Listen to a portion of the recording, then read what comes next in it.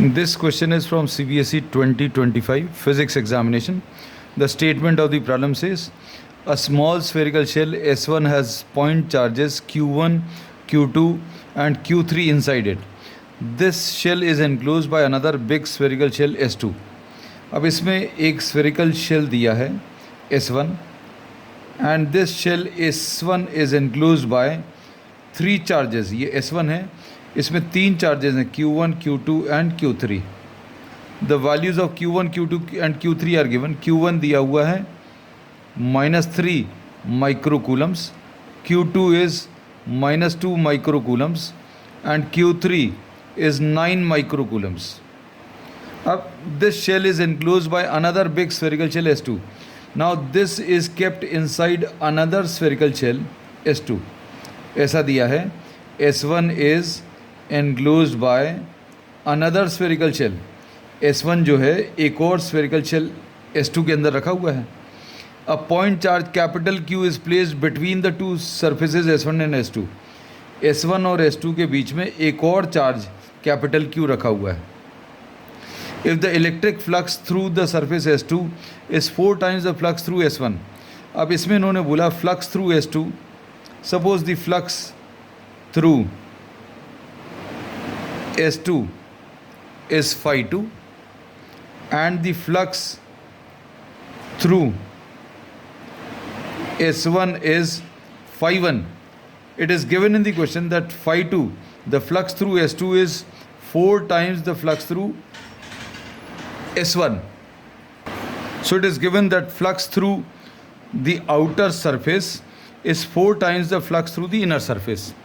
और इसमें इसके बेसिस पर we have to find out the value of capital Q.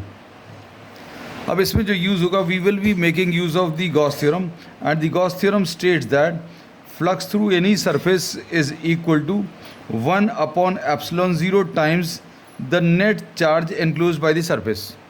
इस चीज़ का भी हम लोग यूज़ करेंगे. अब flux through the first surface phi 1 will be equal to इसके अंदर का नेट चार्ज. अब इसके अंदर का net charge Q1 plus Q2 plus Q3 divided by epsilon 0. अब Q1, Q2, Q3 की वैल्यूज़ रख लीजिए. -3, Q2 is -2 and +9 upon epsilon 0. And since these charges are in microcoulomb तो 10⁻⁻6 से मल्टीप्लाई कर लें. On solving this we get -5 plus 9 is 4 into 10⁻⁻6 upon epsilon 0. So this is the flux through the first surface. Flux through the second surface phi 2, this will be equal to, अब ये second surface जो outer shell है इसके through flux अगर निकालना है तो इसके अंदर के चार्जेस देखने हैं तो इसके अंदर चारों चार्जेस आ जाएंगे. ये Q1, Q2, Q3 और ये भी आउटर वाले के अंदर है. So the charges which are enclosed by this outer surface are all the 4 charges. इसके अंदर चारों चार्जेस आ जाएंगे. मतलब यहाँ पर Q1 plus Q2 plus Q3 plus capital Q divided by epsilon 0 ऐसा लिखेंगे. अब Q1, Q2, Q3 की वैल्यूज़ -3, -2 एंड +9. ये Q1, Q2, Q3 की values -3, -2, 9 and plus capital Q into 10⁻⁻6 upon epsilon 0. अब इसको अगर आप सिंप्लीफाई करेंगे तो ये -3 -2 इज़ -5 प्लस 9 इज़ 4.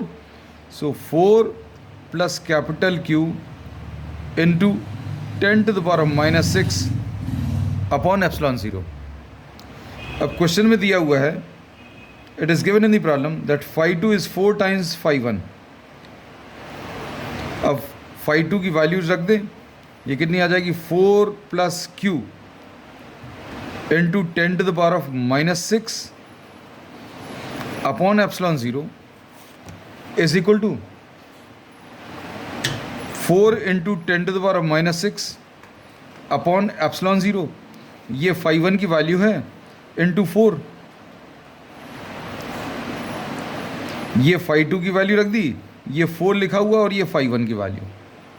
अब इसमें एप्सिलॉन ज़ीरो और एप्सिलॉन ज़ीरो कैंसिल होगा, 10⁻⁻6 भी कैंसिल होगा, क्या बचेगा?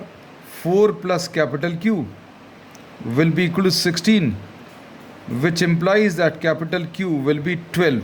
So the value of capital Q is 12 into 10 to the power of -6 coulombs or 12 microcoulombs. So this is the answer.